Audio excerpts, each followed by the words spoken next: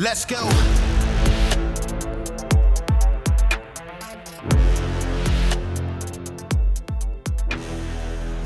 Welcome to Citizen. We've got a special guest today, former Green Beret Zach Garner. How's it going? Good. And you're from Baton Rouge, Louisiana, or you're from there or you live there? I live there. I've been there for about 2 years. What made you decide to live in Baton Rouge? Are you a big LSU fan? No, I live about half a mile from campus, so I guess I am by proxy now. But That's a good campus to party on because all the tailgates are literally adjacent to the stadium, which is not the case in a lot of places. Right. Yeah, and we can walk to tailgating from the house. But my wife had followed me for like the last 10 years with my career. To duty stations, you mean? Yeah, Okay. yeah. And then so we just were ready to leave Florida, and so I decided to let her pick the next one. Okay. Yeah. And what was her reason for that? Is she from there or? No, she works for Lululemon. Oh, okay. Oh, that's right. I think I did see that. And so she was able to make a lateral move there, and then since got promoted. So good decision. Yeah, that's cool. So tell me about a little bit about your history. Where did you grow up? Grew up in Indianapolis, Indiana, Midwest. Left there as soon as I could, 18 years old. Yeah. Not a lot to stick around for. Joined the military, initially regular Army. What year was this? This was 2004. And what was it? Is it the same old story? You're just like 9/11, so I got to go do something, or what was it like? It was a way out of Indiana, to be honest.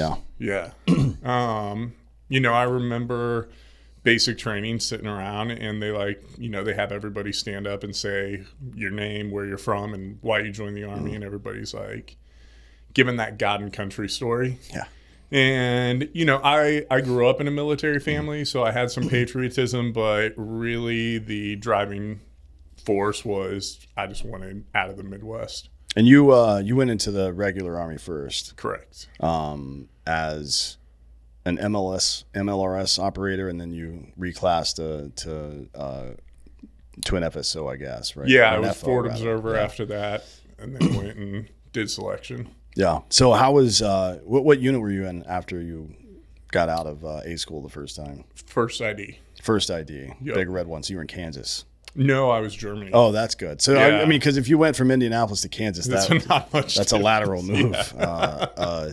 So you were in Germany, and then what? What happened? Then I reclassed. I realized that I didn't really love that job. So what do you even do as an MLR? So it's a multi-launch rocket system. You've seen it. It's a truck tank looking thing that has a launch system that pivots to the side and shoots a bunch of rockets. But what do you do? Because I assume there's a driver. Is that an 88 Mike, or is it a specific driver for that vehicle? Okay. So that's usually like an E1 through an E3 will drive. And then you'll usually have an E5 that is working the actual gun system. Okay. And then E6, E7 is a TC. When's the last time we used one of those? I assume it would have been Gulf War I. Yeah, I mean, right? I deployed with them, but we never launched fire we missions. We could have used them in Afghanistan, probably not Iraq. It's too urban populated in Iraq, but Afghanistan maybe. But then you'd have to get those things into the mountains. Yeah, which is not ideal either. No. And then you wanted to actually go get in some gunfights, I guess. Yep. So you reclassed to FO. Yep. Why FO and not just go to infantry? Wasn't open at the time. Yeah, it is like that sometimes. Yeah, so especially if you've already got rank, it's a problem. Yeah, I was an E5 when I switched over, and they told me no, you can't, and I said, well, what's the closest thing? And they said Cav Scout or FO. Cav Scout, though, you might end up in a tank or some shit. Yeah, exactly. Fuck that. You don't want to do that. And then you did deployment as an FO as well? Yes. So you had 2 deployments, and then you went to selection. Correct. And what was that like? Selection? Mm-hmm. It was awesome, man. I don't know. There's something twisted in my personality where I really enjoy hard shit. It's the satisfaction afterwards. At the end of the day, when you get to put your feet up and being able to really honestly look at yourself and be like, I earned this today. I think that's just being a dude. Yeah. Right? I mean, it used to be being a dude. Yeah. That used to be kind of the stand for being a dude. And if you didn't do that, everybody was like, well, he's artistic. Yeah. You know what I mean? It's like, all right. Even our fucking producer is a Division I college wrestler. You know what I mean? Mm-hmm. Like that's dude stuff. Yeah. It used to be. Yeah. Now it's just like, what kind of excuse can I come up with, or how can I make myself a fucking victim? 100%. Yeah. Which is not ideal for the country. Yeah. Yeah, definitely. It's probably good, to be honest, that we're having a recruiting crisis right now, because the people that we would be sending into the military aren't going to win any wars. Yeah. You know what I mean? Yeah. Like a bunch of they-thems are not going to get in gunfights and win wars for us. Yeah. No, I my peer group now is getting towards the end of their career, getting ready to retire, E8s and E9s, and they tell me they're like, you got out at the right time. When did you get out? I got out in 2015. Okay. Yeah. But they said, yeah, it's just not the same. They said a lot of, even in the special operations ranks, it's not guys that are looking to go get in fights. It's more for like the Instagram clout and that sort of thing. And not the whole, but there's definitely more of it than there was. That's weird. Yeah.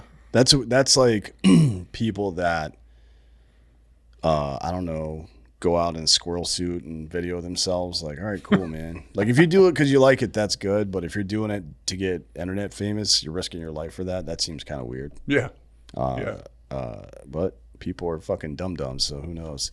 Well, that's interesting. And then you were, how long were you in group? So you were in 7th group, right? 7th group, yep.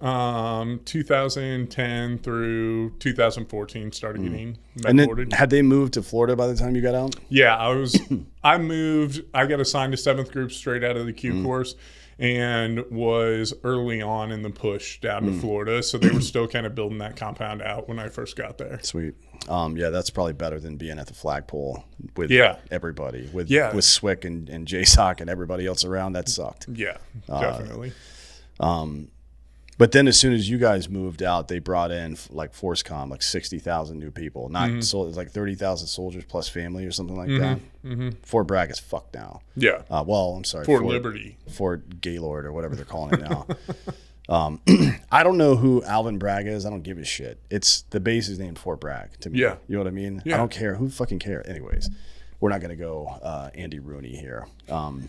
So you asked me before the show started what we're going to talk about.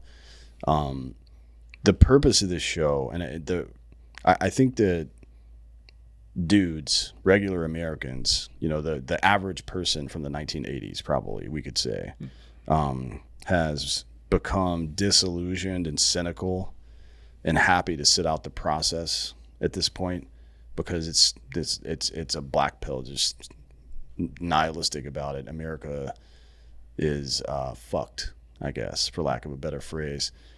But the purpose of this show, the reason I call it Citizen, is because my premise is you can bitch and moan about your rights and stand around and wait for somebody to secure them for you, and you will be a subject under their rule, because they'll get to determine the rights, right? This idea, and you see this from the left a lot, they think that the Constitution or the government confers rights onto people instead of just illustrating what they are and limiting the government's power. Or you can secure your rights personally by performing the responsibilities required of you to do so, and that's what makes you a citizen. That's the dictionary definition of a citizen, a person with the rights and responsibilities for being part of a state. And that's that is the premise of the show. And I think everything I do with this show, and then hopefully in my personal life, personal and professional life, kind of dovetails back to that. That's my North Star. It's like on me to make this better, right? Because otherwise, it'll not only will it never get better if you don't take responsibility, but I think worse than that is that somebody else will come in and make it a version of better that'll be completely antithetical to what society needs. They'll do it to like what the private sector's done now in collusion with the government, which is just extract wealth from the population. That's all they really do at this point. So that's the premise of the show. I'm sure you've got some thoughts on that. Yeah, definitely. I agree with you 100% that a lot of people want someone else to do it, where is I kind of look at my personal and professional life. If not me, then who? Right. You Well, it's know? like somebody's got to do something. Yeah. Like you're somebody. Yeah. Fucking do something too. Yeah. And if not, then you're just part of the problem. Yeah. we do seem to have become that. That's why I am so concerned about cynicism, because it's when you become cynical, you are, I think, is a soft victimization of your own plight, and it gives you an excuse to not participate. Like, well, it's not going to matter. My vote doesn't count anyways. Whatever. It's like, fuck that, man. In what world do you think that that's going to produce results? Yeah. Right? Like, Yeah. oh, sorry, I just have a thyroid problem, so I'm going to be fat and diabetic. That's just the way it is. Like, no, it's not the way it is, dude. Dude, I have a lot of thoughts on this because so I've gone through my own struggles, whether it's with mental health, Sure. actual health issues, whatever. I've had doctors tell me I'm not going to run again. At one point, they told me I might not walk right again. I've had tons of, as most people that have experienced the VA health system, tons of pharmaceuticals thrown at me to treat stuff. And I think a lot of people, once they get that diagnosis, they're just like, okay, this is my excuse now to not do anything. And where I look at it, and I take that as a challenge. Like if a doctor says, hey, you're going to have to be on this med for the rest of your life and you're going to have to cope with the side effects of it, I'm like, fucking watch me. Yeah. Yeah. I mean, I think 65% of America is quote unquote in treatment right now. Yeah. That's not the purpose of treatment. You know what I mean? The treatment has an end. You're not in treatment. In treatment is like being in country or in utero. It's like a state of being that's finite. Yeah. Being in treatment where I have to take this blood pressure medicine for the rest of my life, you're not in treatment. Yeah. You know what I mean? You are subjugated to this pill now or whatever it is. Yeah. That just doesn't seem like a great way to live, frankly. And it does. I wrote a piece for this. I don't know if you saw it, for Newsweek last week, about how misunderstood the veteran suicide epidemic really is. And it's not just the veteran epidemic anymore.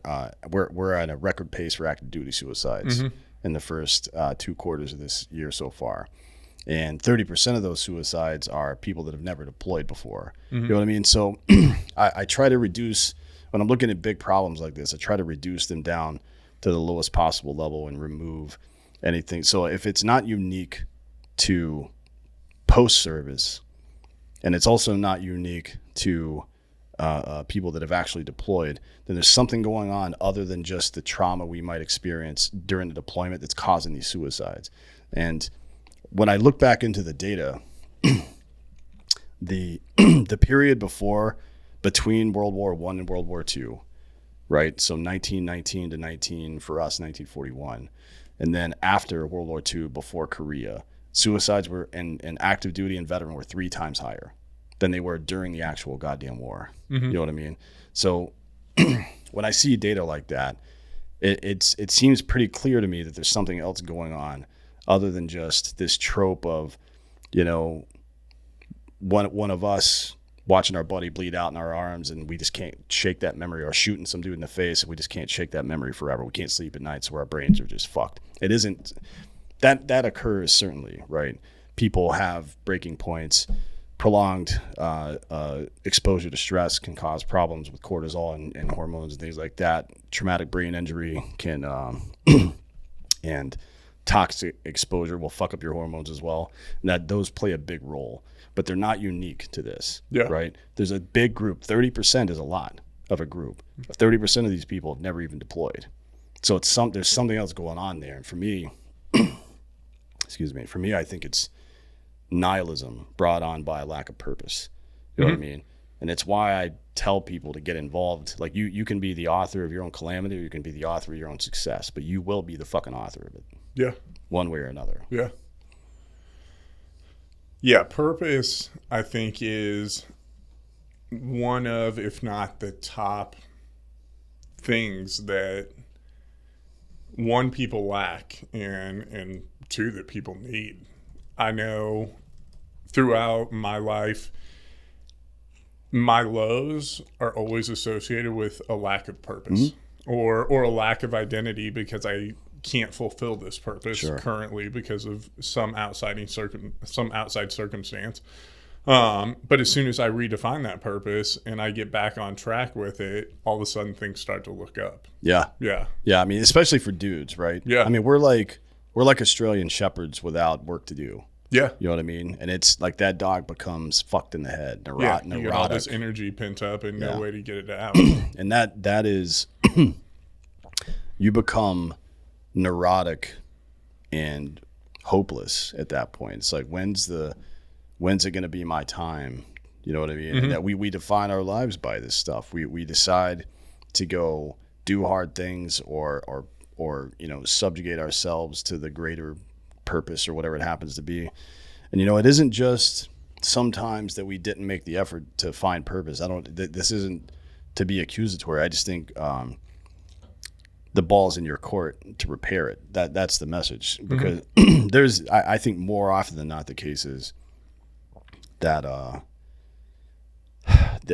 I mean, I just speaking from my own personal experience, I think most people that were born in like the 70s or 80s, if you ask them what it means to be an American, they would have a very specific answer to that question. And I think if you ask somebody born in like the late 90s to present, they probably don't have an answer to that. Sure. And that matters. You know what I mean? It matters when we're talking about military service, it matters that all the fucked up shit that you had to go through and do had some kind of reason. You know what I mean? And we think, like, in our minds, it's I want my community to be better. I'm fighting for my country, but it's really you're fighting for your family, right? It's and then the country becomes an extension of that. And then you come home, you're like, well, this isn't really a community anymore.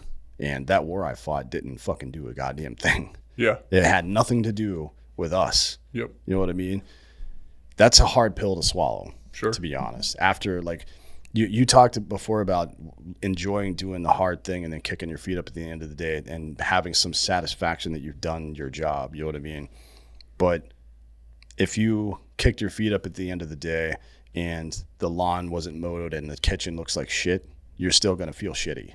Yeah. You know what I mean? And 100%. So this is bad news, because there are both incompetent and willful forces trying to fuck up this country, I think.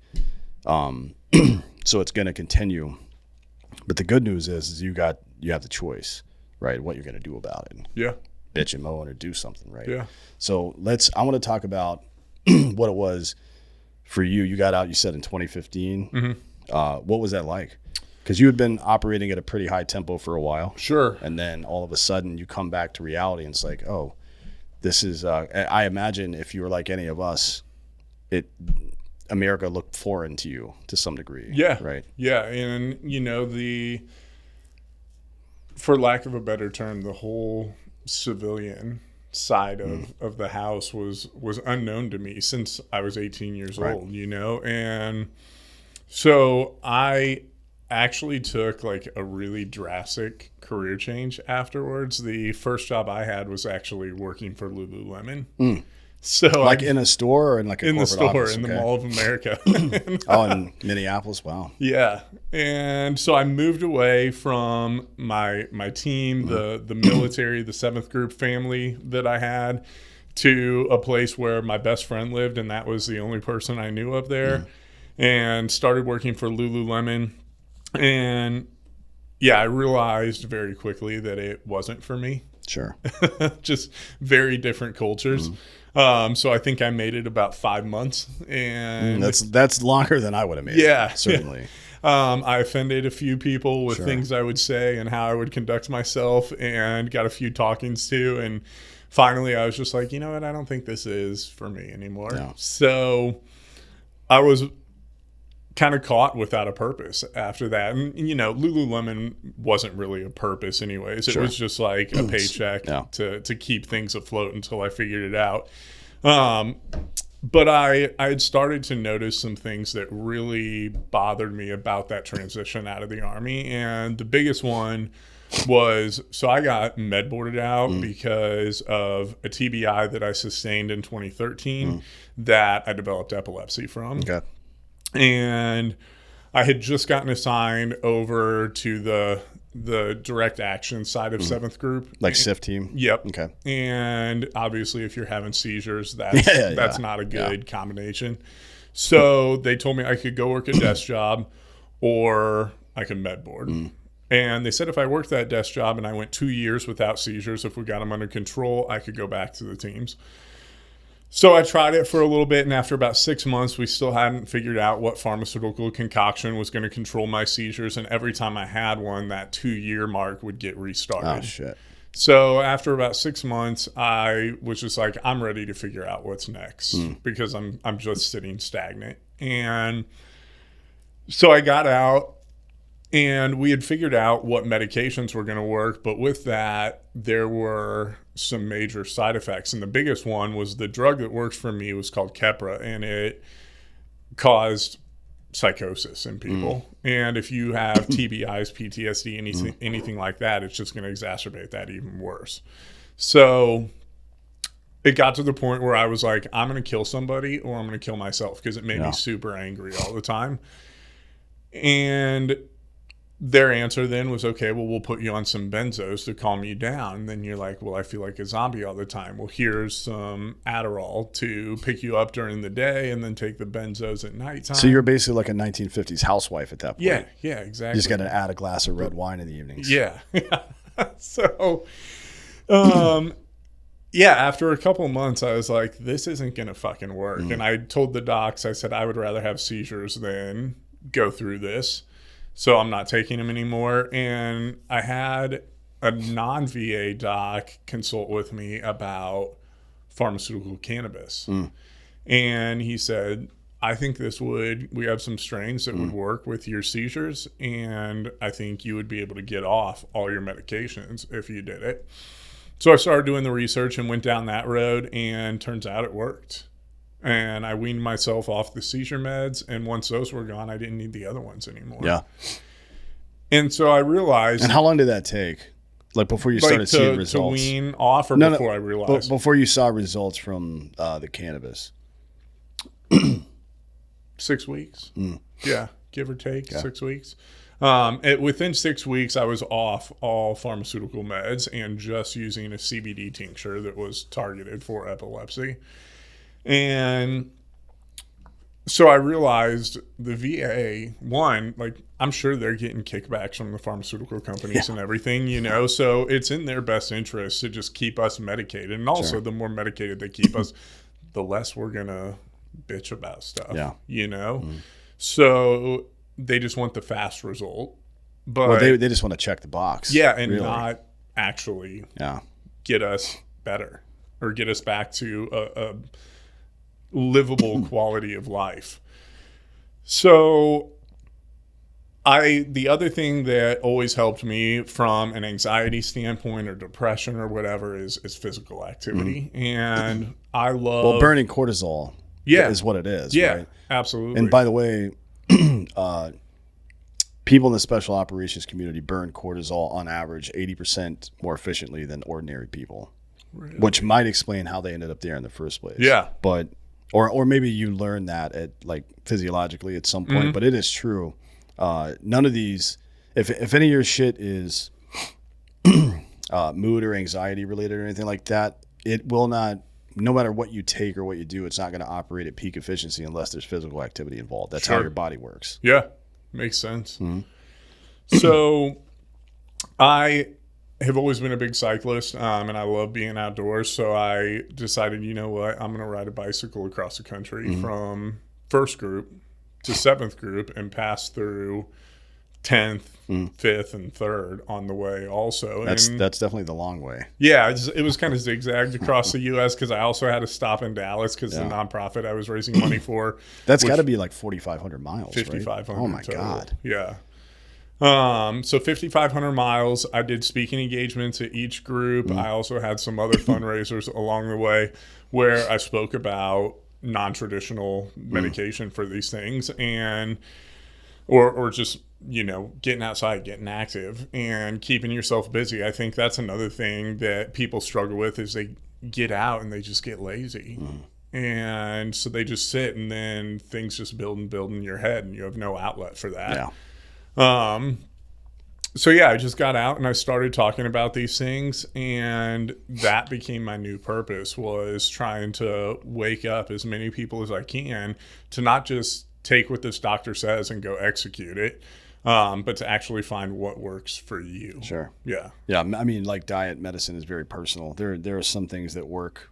Analgesics work to dull pain receptors for pretty much everybody, but as far as treatment for it, for serious stuff, it's going to be a little bit different for everybody. Sure. So, what was the time period between when you got out and when you started doing this stuff? Like, how long was it? About a year. Oh, so that's pretty quick, though. Yeah. I mean, considering, because I when I got out in late 2010, I just kind of, I don't know, I did shit that made sense to me, which is, I worked in private, I did bodyguard work for a while. Then I did some high, like, risk management for Gap and Wells Fargo and people like that. Yep. So, I mean, it was a good job to have, paid well. But I didn't give a shit about any of it. I went back to that later. Yeah. Yeah. I just couldn't, sitting in rooms, hearing people talk about this and that, and it's like, this is fucking stupid. Like, I don't give a shit about protecting some banker from people that he probably ripped off. Like, I've worked for assholes enough in my life. I'm not going to do that anymore. Yeah, sometimes, at least in my experience with some of the people that I've done protection work for, you look at them and you're like, you kind of deserve to get your ass kicked. Yeah, it's like, if he doesn't get you, I might on the way out. Yeah, you know what I mean. But I couldn't.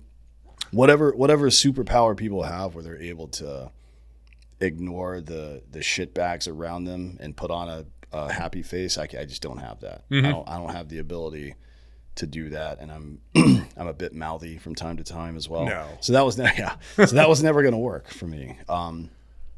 I even tried. So I got a master's in Homeland Security, like in international border security specifically, and I even tried to work at immigration for a while and in the intel side.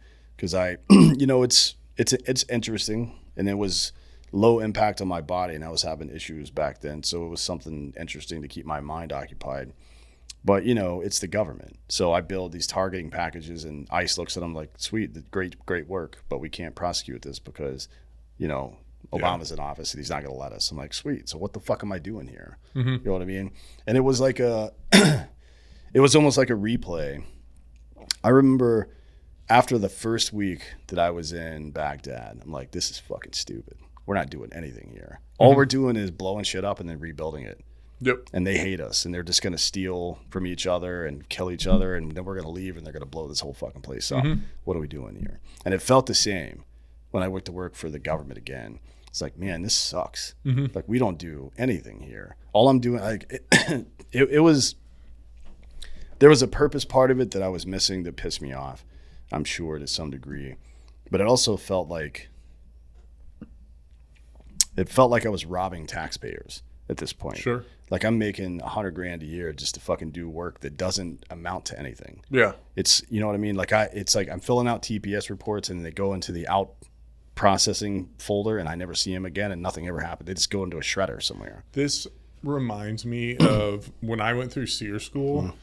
One of the ways that you kept from getting fucked with was there were these little rooms that you'd sweep out. And I mean, for like 12 hours, I would sweep this room out, and then I'd walk outside, and as I was walking back in, I'd act like I tripped and kick a bunch of rocks in there just so I would have to go back in and sweep it out. Yeah. And I would do that over and over for 12 hours just so that it looked busy. Yeah. And I feel like that's... Sometimes staying busy is all you really need, right? Yeah. But at some point, you do have to find something that really matters to you, I think. I think a good way to think about it is to try to find where where stuff that you care about, whether it makes you happy or pisses you off, intersects with the needs of society in some way or your Absolutely. community, right? So like, I don't like injustice, so I'm going to go find some justice for people, right? Or whatever the case is. I think that's probably a good way to start, but I don't know, man. I mean, I kind of lucked into it to some degree because my JTAC was, when I was deployed, was Jared Taylor from Black Rifle. He and I have been friends since like 2006. So he just hit me up one day when I was working at Homeland Security. He was like, you should just come work for Black Rifle. I'm like, I don't know anything about coffee, dude. He goes, yeah, but you're doing like big data intelligence. That's marketing. You know what I mean? It's the same thing. Sure. I'll show you when you get here. I'm like, all right, whatever. So I just left and went to work for them, kind of sight unseen.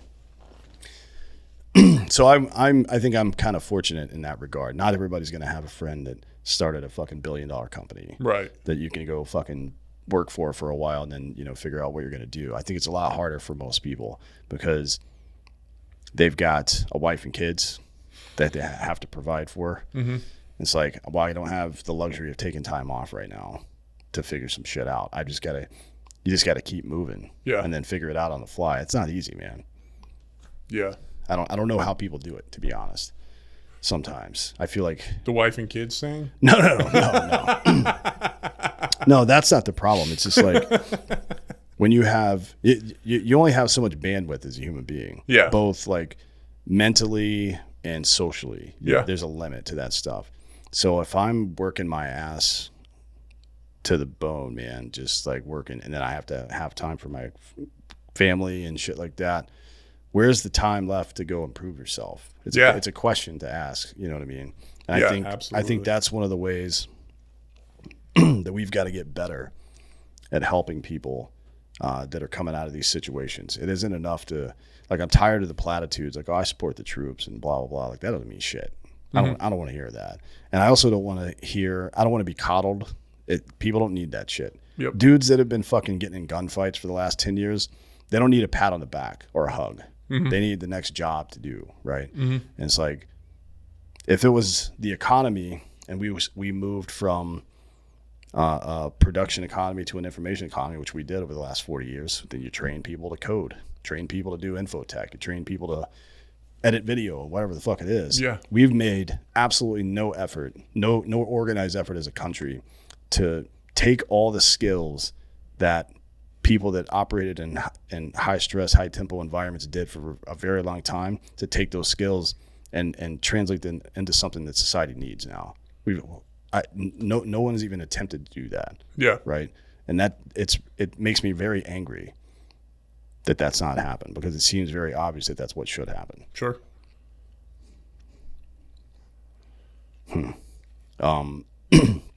But what's that look like? You know, I think about, remember the Boys and Girls Club of America?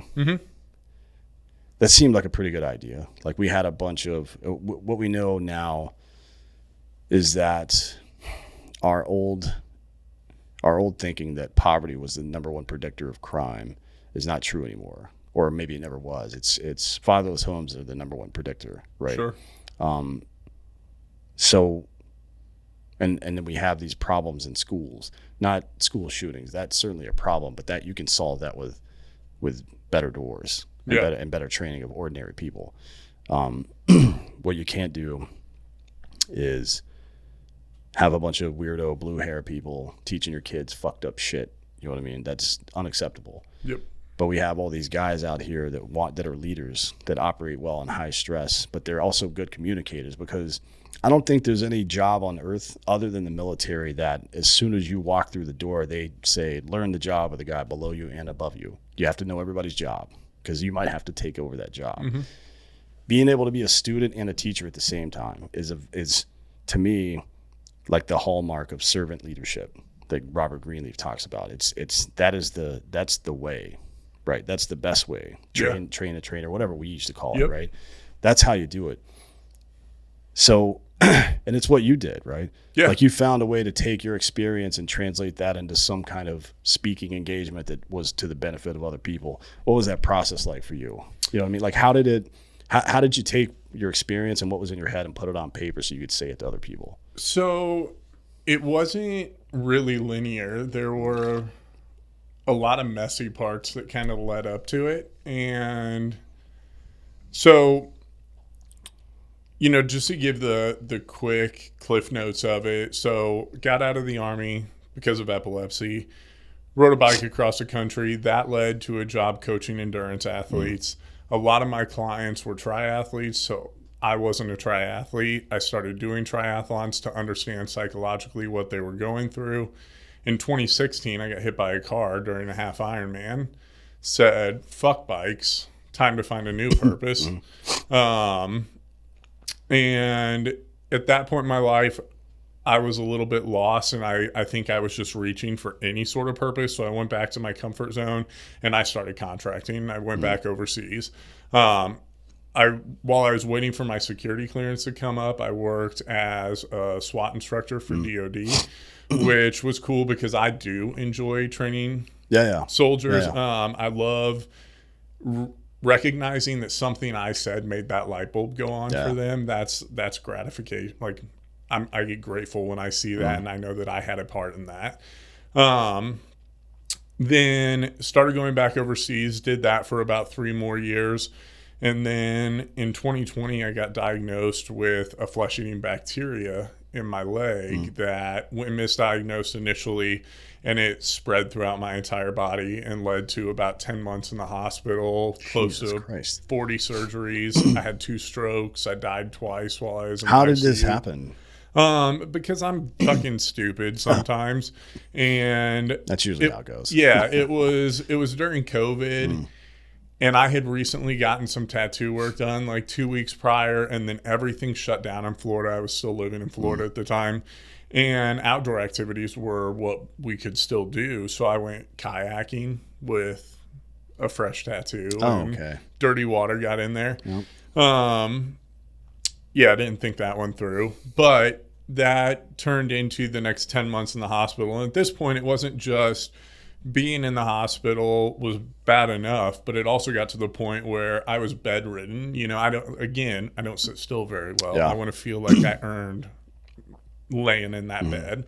So I would get up and walk around the hospital, and I had like open wounds all over my body with wound vacs that I would just like strap them all onto the IV pole and start walking the hallways just to keep some sanity. And they eventually had to put an alarm on my bed to where if I got out of bed, even to take a piss, this alarm would go off and they'd come in and yell at me. And so I started to go crazy, and I finally hit a wall, man, and was like, this isn't the life I want to live. And so I started actively like hoping to die. And everything from cheeking my medication so that I could take it all at once and maybe fall asleep at night and not wake up the next day, to just laying in bed and praying to not wake up the next day. And which sounds crazy, but like that's kind of where I refound God in my life. And then it eventually one day it hit me, and I was like, obviously there's a purpose, because I can't die. I should have. I should have overdosed. I should have died. I had 2 strokes. I flatlined while I was having a seizure in the hospital. And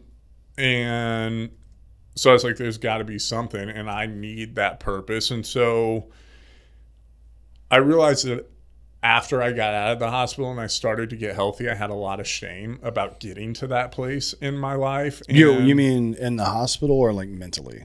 Mentally. Okay, so I had gotten out of the hospital around February of 21. I went in June of 20.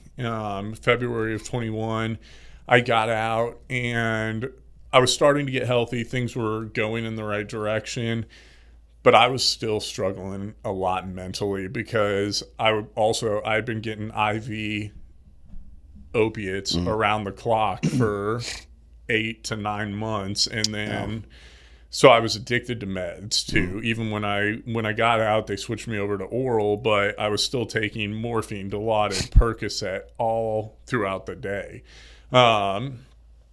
and there was a lot of shame around that. And then the energy that takes to hide that from everyone else, because when my friends would come visit me, I didn't want them to see that side of me. Right. So I was just fucking exhausted, and I realized, okay, well, I can't die. I'm sick of waking up every morning and being let down that I woke up. So how do I change this? And so I started sharing what that looks like. I swallowed my pride, and it was scary the first time, but the amount of people that reached out afterwards and said, I've been there, or I'm there right now, and this gave me hope. I realized, like, fuck, this is why I'm still here, is because I am able to swallow my pride, not give a fuck if someone changes their opinion of me because I got addicted to meds while I was in the hospital having surgery every 3 or 4 days. Then you don't need to be my friend anyways. Yeah. So, so yeah, I just started sharing it. And then once I did, and at first I kind of packaged it up in this neat little package, and I only shared what I was comfortable sharing with. But then when somebody reaches out and says, hey, I've been there, or multiple people say they've been there, then it's like, oh shit, we're not alone. And it clicked, and I was like, this is how we start to fix this, is by fucking talking about it. Yeah. And yeah, so that's kind of where it's been for the last 2 years now. And every time I share something, and now luckily it's the narrative's starting to flip. I don't ever want to be that guy that's telling the same story over and over and over. Like dad at the dinner table talking about his high school football glory days. Sure. That's not who I am. So I don't want the story to stop with, and I got better. Well, what am I doing now? And I keep just trying to set new challenges for myself and push my limits. And some of the shit is stuff that's harder than what I did before any of that happened. And, I try to use that to inspire, if you will, but also to just show people like, hey, don't take what one doctor says or 2 doctors say or 3 doctors say and use that as an excuse to not push yourself anymore. Yeah. Test that theory. Yeah, that's a big problem. Yeah. It's a big problem to settle, I guess. Yeah. Because, I mean, it's that is just cynicism. Yeah. You know what I mean? Like, I'm just not going to try anymore. You don't see an animal think that way. You know what I mean? Like, they just don't. They keep trying even if it kills them. Yeah. You know what I mean? And I guess one of the fundamental rules of life is that the weight doesn't get lighter, you get stronger. Right? Like, that's just how it works. And how do you get stronger without the challenge? How do you get stronger without your effort? Because, I mean, you can't control what's going to happen to you sometimes. Very, very frequently, actually, you can't control external events. I think Epictetus wrote about this quite a bit in the first century, or I'm sorry, in the second century. That to paraphrase, you can control your effort and your attitude, and that's pretty much it. Yeah. Right. Everything else is circumstance. Who the fuck knows what's going to happen? It might rain today and it might not. You can't control the weather. Yeah. But you can control your effort and your attitude. You can not get cynical about it and put on a fucking raincoat. You know what I mean? Yep. Like, you plan for the worst. And that's, I don't think we talk about shame a lot in our community, and I think shame gets a bad rap, but I don't think it's intrinsically bad. It's a motivational tool, just like anxiety. Anxiety is your brain telling you you're not prepared enough for what you're about to do. Yeah. I'm not prepared. I haven't thought enough about this conversation I need to have, or I'm putting something off that I shouldn't be, or I haven't studied for this test enough, or whatever it is, right? Or I haven't trained enough for this event. That's your brain telling you to get the fuck up and go do something. Yep. And shame is your brain telling you you're doing the wrong shit. What you're doing doesn't match your fucking internal moral code. Otherwise, you would feel good about it. So you better correct your behavior. You know what I mean? I think it's important to see shit like that. And then you turn it externally as well. One of the things that's in the citizen literature here is that if you can turn your pain and suffering into empathy for other people, then you can save your life and theirs. Yeah. Right? Because that's how it works. We all kind of, we're cogs in a big machine, societally speaking. And nobody's getting out alive, and nobody is going to succeed without everybody else. It just doesn't work that way, right? That's, if you believe in God, that's how we're designed. If you believe in something else, that is how natural selection works. It doesn't matter what you believe. It is an iron law. That's how it works. And people that have been in extreme situations like us, I think we know in a way that other people can't know, that we can't do this alone, right? And it's a hard lesson to teach people sometimes, because they get failed by other people a lot. And it's easy to become cynical about that and say, you know what, I'm just going to do it myself from now on. And you'll get some measure of distance down the road that way. And then you'll never take another step after. You know what I mean? There's a ceiling on that for sure. And it's pretty obvious. So that, I think that's if you're thinking about it in terms of a race or something like that, that's the big hill, is finally starting to talk to other people about it. Yeah. You know what I mean? Because and understanding that you're not the only one or whatever. Yeah. Because everybody fails. We all are failures. And we all learn from those failures, or hopefully we learn from those failures. And so I know, at least with what I've been faced with in life this far, what's worked for me and what doesn't. But if I let that shame control me and I never share that, then I'm not the only person that's going through that. And who are you to keep that wisdom to yourself? Yeah, if we all share our failures and how we overcame them, then think of how many people aren't going to have to experience that. Imagine that. Because we do this a lot because of our own whatever shame, and I think to some degree it's moral cowardice, frankly. But you're sitting here okay because you figured it out, but you're too ashamed to tell other people who are struggling, so they just have to struggle. That is unacceptable. It's just unacceptable to behave that way. Agree. 100%. Seneca wrote an entire book about this, about being a benefit to other people. Like one of the premier thinkers of the Western canon wrote an entire book about how you need to be a value add to other people. And that's, it's spanned all of human history. Last century, Gandhi rephrased it and said, if you want to find yourself, lose yourself in the service of others. But the point of it is that every meaningful thing you do in life will be in the service of other people, right? It will never be for yourself. And I don't know people, I don't know people who believe, like sincerely believe the opposite. There are a lot of me people out there, but from what I could tell, they're all fucking miserable. Yeah. Right? Because that's not how we're designed. That's not how we're built to function. Yeah. You know what I mean? It's like a screw on the ground. It's like, that's not doing anything. It's just sitting there. You know what I mean? So what's the next step then? Like, how do you develop this further? So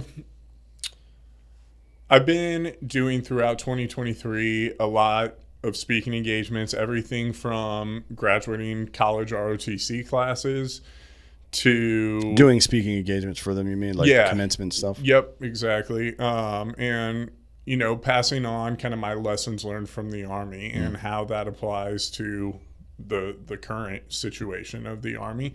And when I do those, I often consult with some of my peers that are still in, because I got out 8 years ago. Right. And so I want to know from their perspective, hey, what do these young leaders, what does the Army need?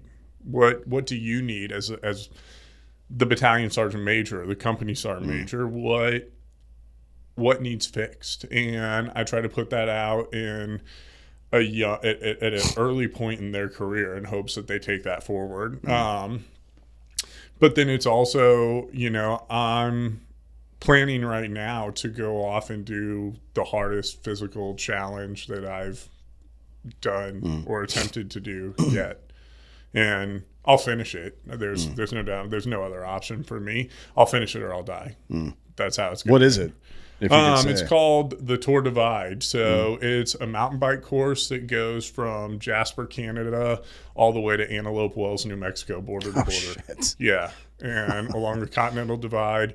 mountain bike the whole way. So it starts in 2,700 Banff miles. then, right? What's that? It starts in Banff National Park or whatever the fuck Yep. it is up there. I think I've heard of this. Dan, that's something. Yeah. Yeah. I've been wanting to do it for about 15 years. I saw a documentary on it in like 2012 or something, or 2010. I don't remember. But yeah, ever since then, I was like, I'm going to do this one day. And just like 2 weeks ago, I was sitting at home and I had just gotten back. I was doing some gravel racing out in Colorado and Utah, and did better than I thought I would do.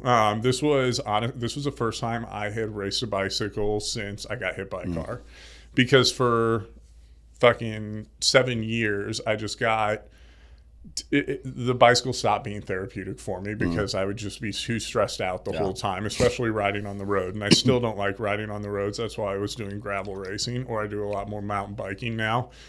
But I realized this was also kind of a test for seeing where my body's at after having 20 surgeries on my left leg, multiple on my left arm, heart surgery. I wanted to see, what am I capable of? I don't even know anymore. And I did better than I thought I would. And so I was sitting at home 2 weeks ago and was like, all right, we need a new physical purpose, a new physical challenge. And I was just like, it's time. Let's fucking do this. And so, yeah, I'm going to take 2024.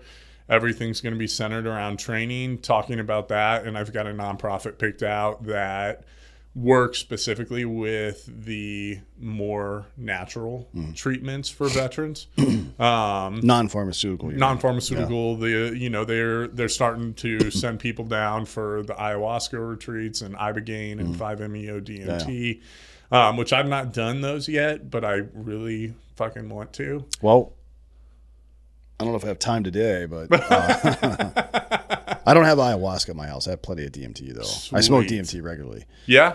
Yeah, it's good for you. I have a question about that in a second. But yeah, it's the same nonprofit that I raised money for when I did my cross-country ride. Which nonprofit is it? Task Force Dagger. Is that Amber and Marcus Capone's? No, they're Vet Solutions. Oh, that's Vet Solutions. That's right. But I think we have a partnership with them. I think that's who we're working with to send guys down. Don't quote me on that. But I think that's who they're working with for that. But they're very much about the non-pharmaceutical treatments. Sure, yeah. And so I really like the direction that they're going, and they have supported me and my family multiple times over the years, and I just they're great. So I reached out and asked if they'd be interested. We're still in the talking phases of it, but one way or another, even if they decide that, hey, this doesn't fit our brand or whatever you want to call it, I'll find somebody to do it for that aligns with my values.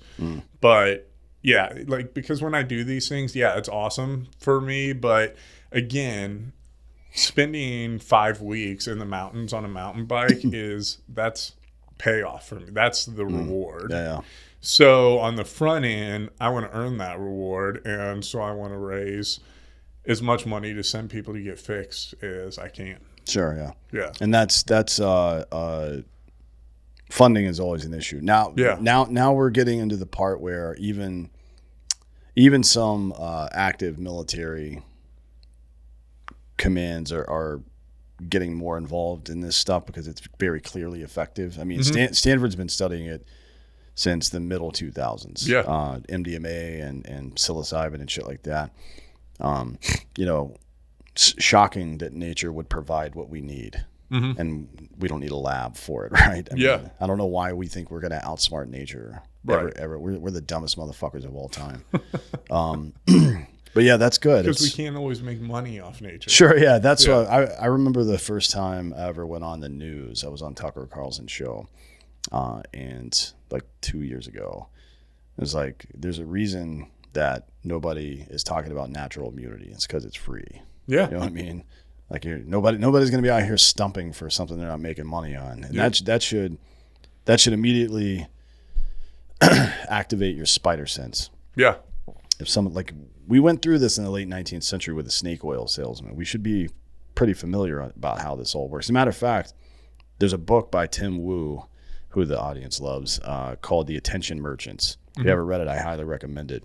They talk about how American politicians in the 20s, 30s, and 40s and the government at large developed its propaganda style and media messaging style from the snake oil salesmen and newspapers in the late 19th century. That's how they figured out how to talk to people, right? So that's not great. Yeah. Obviously. Yeah. But yeah, it's good to see that you've found like that thing that helps you reset, right? Yeah. And then activate it in a way that benefits other people. I think that's the kind of thing that can get you out of bed in the morning. And sometimes that's the hardest thing you do all day. Yeah. If you're in like a deep depression, just getting your fucking ass out of bed in the morning is the most difficult thing you do all day.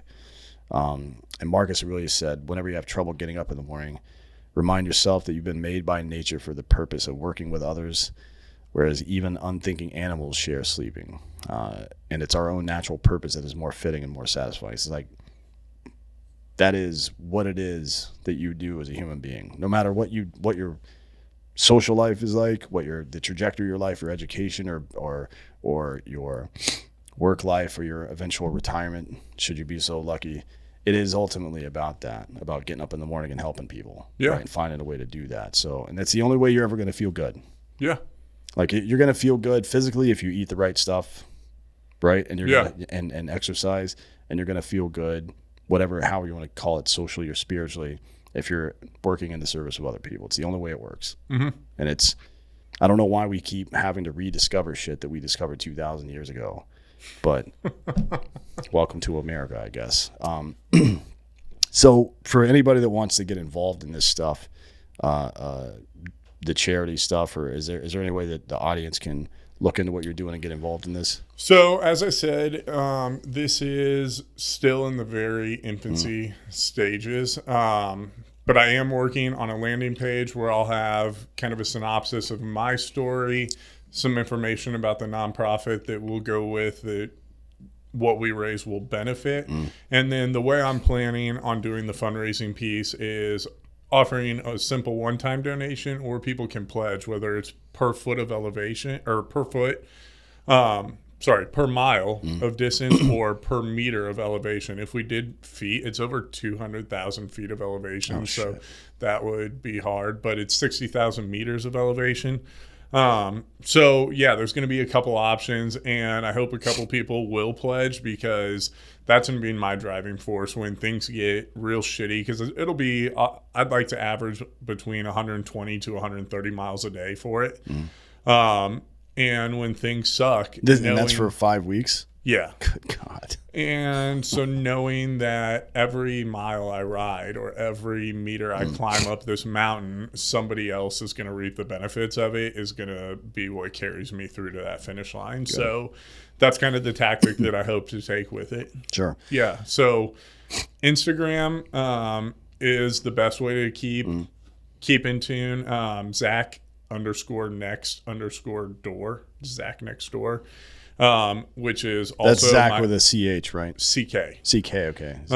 That's also my OnlyFans page. So if you want to support me personally, you can go there. Kidding. Don't look for that. But I should start one. I'm possibly. looking. Yeah. He's got one. But yeah, I should be, hopefully we'll have things fine-tuned here in the next 2 to 3 weeks, and that landing page will be up. And then, yeah, I'm going to be posting everything about my training, and then a lot of speaking engagements will hopefully come throughout the next year so that I can really raise awareness around this event and the nonprofit. And yeah. Sweet. Well, keep us posted. We'll do. And we'll have you back on before or after you actually go do the race. That'd be awesome. And have this conversation again, see how you're feeling then. You're probably going to be quite a bit more motivated at that point, because you're going to be at the tail end of your training. Yeah. And ready to go out there and fuck shit up. So, yeah. Look, thanks for coming today, man. I appreciate it. Thanks for having me. It's been a good conversation. I appreciate what you're doing, especially nutting up and fucking talking about it so people can follow in your footsteps or find their own way or whatever it is. It's the only way we can fucking win. That's right. That's right. And thank you all for listening. This has been Citizen.